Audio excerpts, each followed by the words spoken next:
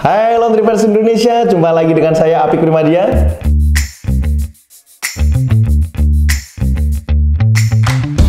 Oke teman-teman, gimana kabarnya? Semoga semua luar biasa. Selamat Hari Raya Idul Fitri, mohon maaf lahir dan batin. Oke teman-teman, nah hari ini kita akan sharing gimana konsep atau sistem yang kita terapkan beberapa waktu yang lalu. Saya sharing tentang bongkar strategi laundry lebaran buka. Kesempatan yang lalu kita juga Zoom meeting bersama teman-teman mitra kita, Zoom meeting eksklusif bersama teman-teman mitra, puluhan mitra, lebih dari 30 mitra dari 70-an mitra Apik Management. Kita sharing bagaimana membangun bisnis laundry pada waktu lebaran buka. Jadi beberapa hal yang memang ditanyakan termasuk masalah bagaimana dengan karyawan Pak, bagaimana dengan harga jual, kalau pelanggan komplain gimana dan sebagainya. Sudah membahas semuanya di sana. Nah, kali ini kita akan mereview satu persatu apa aja yang sudah terjadi pada waktu kita musim libur lebaran kemarin. Kebetulan Apik Laundry menyatakan libur secara manajemen. Kalau untuk manajemen sendiri tanggal 30 sampai tanggal 8 Mei sudah libur. Sedangkan untuk Apik Laundry sendiri 30 April sampai tanggal 7 Mei kita liburkan untuk tim Apik Laundry. Seperti di video sebelumnya yang pernah kita bahas tentang laundry lebaran buka, kita menyampaikan bahwa teman-teman yang pengen masuk di libur lebaran tanggal 30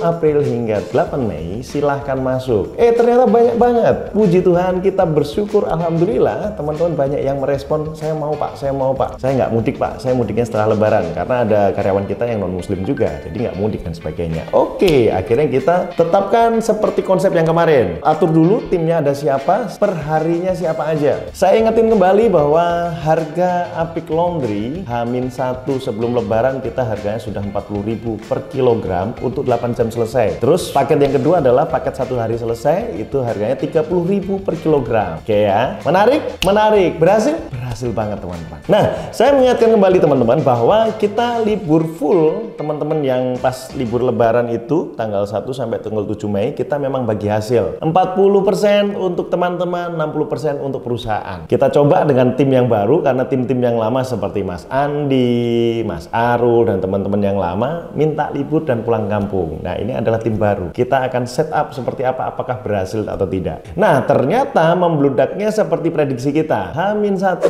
hingga H+4 ini masih gede banget cuciannya. Seberapa banyak cucian pada waktu kita naikin harga 40.000? Banyak banget teman-teman. Jadi kita semakin membludak pada waktu hari pertama dan hari kedua kita tutup karena hari pertama itu hari pas sholat id dan hari kedua kita masih tutup karena teman-teman mau silaturahmi. Tapi hari ketiga, lebaran hari ketiga kita buka dan boom, membludak banget. Cucian berhari pada waktu jam 3 sore sudah menunjukkan 300 kilo dan piecesnya 111 pieces. Tinggal dihitung aja, dikalikan. Oke? Sip. Akhirnya kita bagi hasilnya adalah 40%-nya berapa teman-teman? Kita tinggal hitung aja. Ya, hampir 900 ribuan lah dengan 7 orang yang masuk hari itu. Hampir 900 ribuan per hari per orang. Menarik kan? Luar biasa. Oke, itulah kalau timnya bisa solid, konsepnya bisa dijelaskan, dan seperti konsep yang lainnya bahwa Apik Laundry sudah melaksanakan konsep seperti ini dari 2016. Tetap banyak yang bilang bahwa kemahalan Pak, 40.000, 30.000 kemahalan. Ya, saya akan bercerita lagi dan saya menekankan kembali bahwa harga 40.000 itu karena kita pengen membuat agar pelanggan tidak terlalu banyak yang masuk. Terus yang kedua,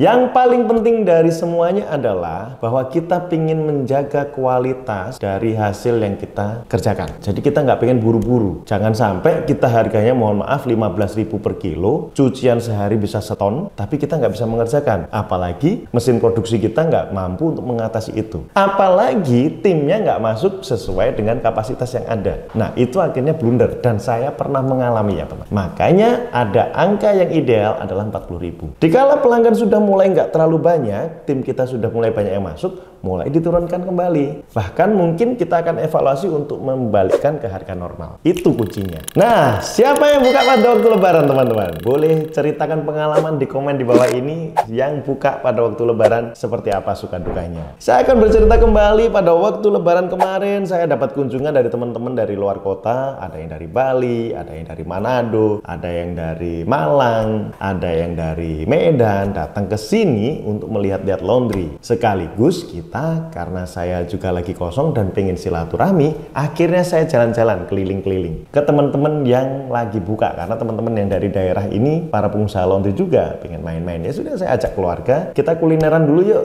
di mana dan sebagainya. Nah, kebetulan kita ke Serpong. Kita saat itu main ke showroomnya Mytek, showroomnya LG. Kita main-main. Setelah dari showroomnya LG Mytek, kita jalan-jalan, kita mampir ke Zoom Laundry. Satu saat kita akan review secara detail bagaimana perjalanan Zoom Laundry menjadi laundry terbesar, salah satu laundry terbesar di Serpong dengan 10 set mesin. Dan beliau bercerita pada waktu itu dengan mesin Mytek MLG 22, 10 set yang beliau bangun itu omset per hari hampir 10 juta. Menarik ya? Baru 3 bulan buka loh ya. Pas lebaran itu Mas, benar pas lebaran. Tapi pas hari biasa dia bisa 4 juta sehari. Nggak masuk akal, datang sendiri, main ke sana biar tahu bahwa dengan 10 mesin dia bisa mengerjakan berapa load per hari. Sebagai pengusaha dengan mesin yang ada 10, akhirnya ya kita harus kreatif. Kalau kita nggak bisa full service, kita nggak bisa melayani semuanya, bikinlah self service, bikinlah cuci lipat. Nggak harus semuanya disetrika. Toh cuci lipat dengan konsep mesin yang komersial seperti ini, cuci lipat pun serapi seperti disetrika. Serapi seperti disetrika. Licin. Nih kaos saya aja nggak disetrika,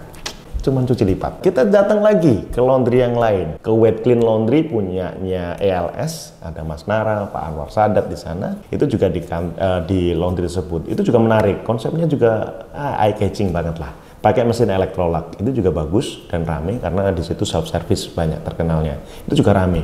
Apalagi laundry-laundry yang lain, terutama mitra-mitra kita yang sudah sharing. Oma Laundry Solo, King Laundry di mana? Muara Bungo Jambi. Apalagi kemarin ya, Jawara Laundry, Resikwangi, LDR Laundry yang saya pakai ini, yang di Pejaten dan sebagainya, yang sudah sharing ke kita buka Mas, kita nggak buka. Nah, yang menarik dan ini yang biasanya jadi happy problem. Selain kita overload, happy problemnya apa teman-teman? Happy problemnya adalah karyawannya nggak ada.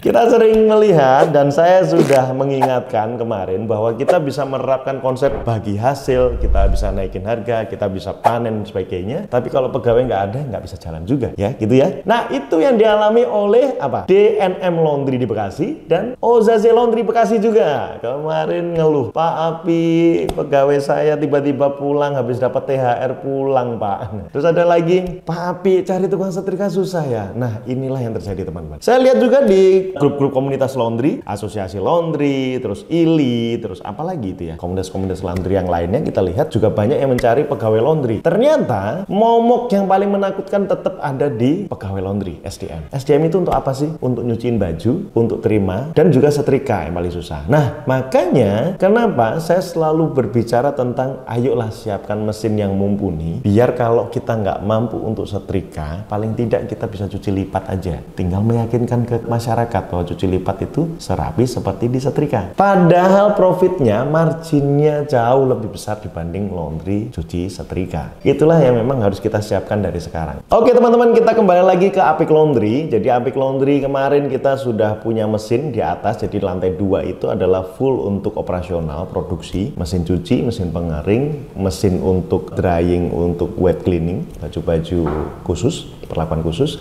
dan juga setrika dan packaging ada di atas semua. Jadi di bawah itu khusus untuk kasir sama storage. Karena kita sekarang di Kebagusan, kita membangun kantor baru di sampingnya Apik Laundry persis, masih lingkup kita. Jadi Apik Laundry udah setahunan ini kita pusatnya berubah, masih di Kebagusan Raya, tapi agak geser dikit lah 300 meter dari tempat lama. Saya akan bercerita tentang Apik Laundry. Di sampingnya sekarang sudah ada kantor untuk Apik Manajemen. Jadi para tamu-tamu yang dari luar kota, baik dari luar negeri juga, banyak yang datang ke sini untuk berdiskusi tentang bisnis laundry. Silahkan teman-teman kalau mau main janjian aja. Silahkan teman-teman DM aja ya. Nomor telepon saya ada di profile, ada di deskripsi. Jadi Bapak Ibu kalau pengen tahu kontak saya, ada di deskripsi setiap video YouTube saya. Itu ada semua. Kontak DM Instagram atau kontak di WA-nya Apik Primadia. Kalau mau ngambil paket manajemen di tempatnya Apik Manajemen itu dapatnya apa aja. Mesin komersial itu seperti apa sih? Mesin rumahan itu seperti apa? Kita display semuanya di Apik Management, di kebagusan kantornya. Tinggal lihat di sini ya, petanya ada di sini ya, petanya tinggal klik aja, petanya ada di bawah ini. Jadi Google Maps langsung di Apik Management. Nah, kita lagi mendisplay di situ ada dua mesin Giant Max, LG Giant Max komersial sama LG Titan. Terus yang sebelahnya lagi itu mesin MLG dari Mytek, MLG 22, 2 stack. Terus banyak yang nanya, kenapa kok LG sama Mytek aja sih Mas Apik atau Pak Apik? Ya, kebetulan beliau-beliau ini yang support kita. Kalau teman-teman mesin yang lain mau support silahkan. Kita tinggal taruh, ada space-nya, aman.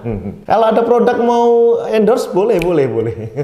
Awalnya hanya untuk display, tapi karena overload 300 kilo sehari dengan 110 pieces, hampir 100-an pieces tiap hari, kita overload banget teman-teman. Mesin yang di display akhirnya kita pakai. Oh ya, saya lupa tadi mau jelasin bahwa di Zoom Laundry itu harganya 40.000 juga teman-teman. Tapi per 5 kilo atau per load. Sedangkan di Apik Laundry 40.000 per kilo. Yang keren itu adalah laundrynya Mas Yogi. King Laundry Muara Bungo yang baru berapa bulan yang ada di YouTube saya yang di sini, itu harganya 35.000 per kilo dan membludak. Revenue-nya lagi luar biasa itu. Kalau lihat di Instagram story saya, beliau lagi ngasih kesaksian bahwa dia lagi membludak banget dan eksponensial banget untuk omsetnya. Itu luar biasa. Oke teman-teman, jadi itulah sharing dari saya dan saya mau menyimpulkan yang pertama adalah kita harus tahu dan paham siapa market kita. Terus yang kedua, kita akan buka jam berapa sampai jam berapa. Itu penting loh. Jadi kita akan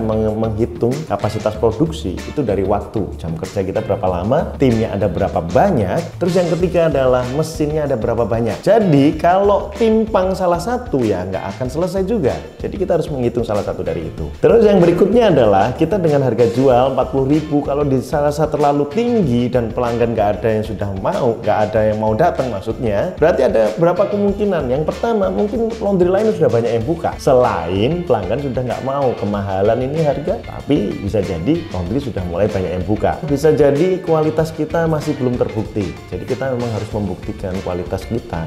Dari layanan aja udah penting. Ada komplain? Ada teman-teman. Jadi karena terlalu pengen cepet mengerjakan, kadang di sisi yang lain teman-teman pengen omset gede deh, mau bagi hasil kok. Nah, biasanya yang paling bermasalah adalah mereka tidak memperhatikan kualitas. Akhirnya quality controlnya terlepas. Akhirnya apa? Pelanggan komplain, baju ketuker, baju hilang, dan sebagainya. Tapi sebagai jasa laundry, kita harus apa? Kita harus menghadapi semua. Kita harus pertanggungjawabkan semuanya. Tidak semuanya mulus. Jadi kita pertanggungjawabkan, kita bilang ke pelanggan, kita minta maaf bahwa prosesnya seperti ini, kita akan mengganti, kita akan mengecek, dan sebagainya. Sama seperti kita melayani pelanggan-pelanggan yang lain. Jadi kita harus optimal ya. Jangan sampai kita cuma di komplain sebentar aja, kita langsung drop. Nggak mau jawab ini, nggak mau jawab itu, dan sebagainya. Demikian sharing dari saya. Sepertinya cukup. Kalau ada pertanyaan silahkan di komen ini atau DM Instagram saya atau Apik Management di bawah ini, semuanya lengkap. Oke, Apik terima dia untuk diri. Bye bye.